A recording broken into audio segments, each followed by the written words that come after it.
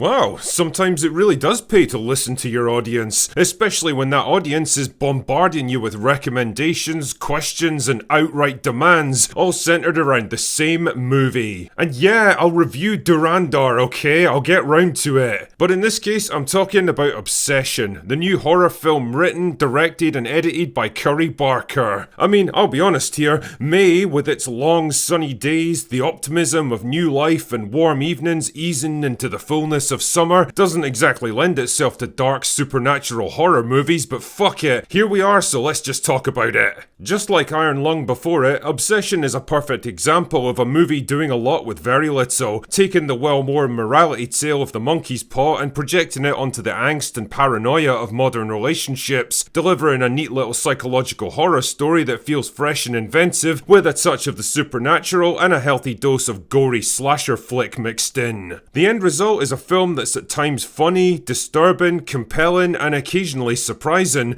encouraging you to look at things from a different perspective and even question who the villain really is. It's not exactly reinventing the wheel, but it's definitely given it a coat of fresh paint and proven there's plenty of mileage left in it. The film stars Michael Johnson as Bear, a 20-something loser who works at a music store with a bunch of friends, including Nikki, who he's madly in love with, but can't work up the courage to ask on a date. When he finds out that Nikki's planning to leave so she can pursue her career, he buys a One-Wish Willow, a novelty toy from one of those bullshit witchy stores selling overpriced crystals and dream catchers made in Taiwan that claims to grant one wish to whoever uses it, and well, he wishes for her to love him more than anyone else in the world.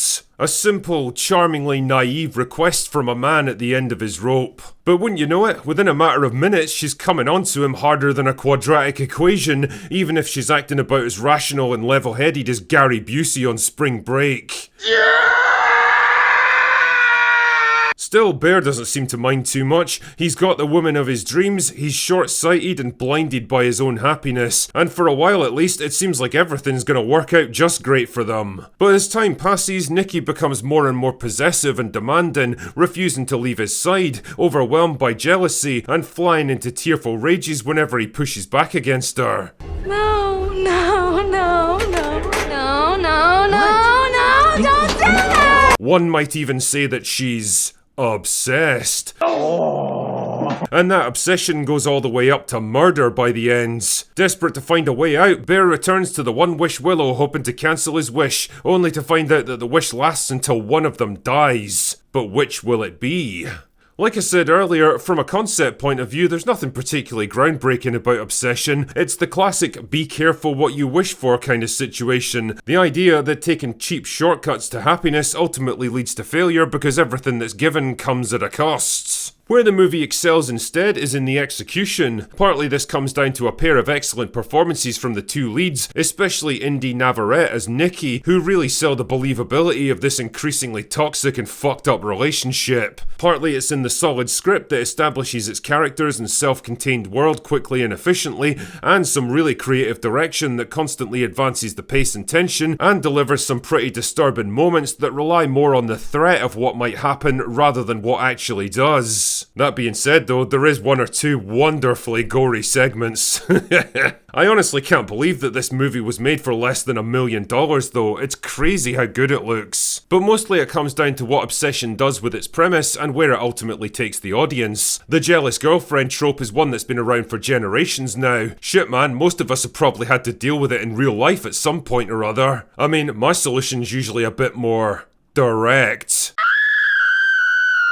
But Obsession flips the cliche on its head by making Nikki as much of a victim as an antagonist, compelled to act against her will by forces outside her control, and only occasionally able to make her real feelings known. It's an interesting commentary on how we can often become infatuated with the idea of a person rather than the actual day-to-day reality. The real tragedy though is that if Bear had just had the balls to take a chance on her and tell her how he really felt, they might have ended up together anyway. Another aspect of Obsession that I really appreciate is how it doesn't waste time on on tedious investigation bullshit that usually weighs down the second act of horror movies, where the protagonist has to slowly piece together clues and follow leads to learn stuff that either doesn't matter or that the audience figured out about 15 minutes into the movie. He literally just calls a customer service helpline who explain it like they're reading out the warranty on a dishwasher. This is a world where the properties of this thing seem to be well understood and just kind of accepted by the general public, which does beg the question, why has nobody ever wished for something completely ridiculous like the sun imploding, or the Atlantic Ocean turning into custard, or Zendaya having more than one facial expression? Either way, it's a neat little example of a horror movie that treats its audience with a degree of respect, that doesn't waste their time on characters figuring out stuff they already know, and instead puts its real effort into crafting a strong story with an ending that's both surprising and thematically satisfying. And if that all sounded a bit wanky and pretentious for you, let me just end by saying this. Obsession is a neat, well-constructed and superbly acted little horror movie that doesn't waste your time, doesn't insult your intelligence, and actually has quite a lot to say about its two leads if you care to look beneath the surface. And if you're in the mood for something outside the usual summer franchise slop, then you could do a whole lot worse. Anyway, that's all I've got for today. Go away now.